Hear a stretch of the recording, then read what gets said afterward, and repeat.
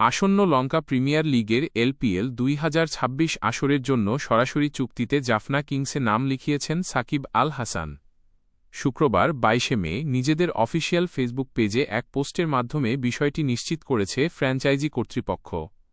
সাকিবকে দলে পেয়ে জাফনা কিংস উচ্ছ্বসিত।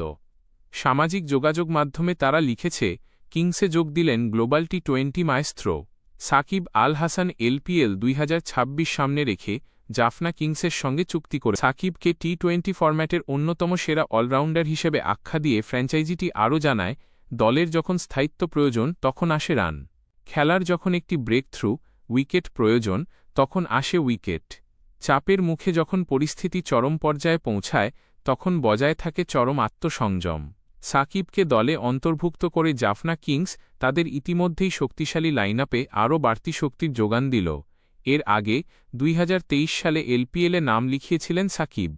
সেই আসরে গল টাইটান্সের হয়ে মাঠ মাতিয়েছিলেন এই টাইগার অলরাউন্ডার।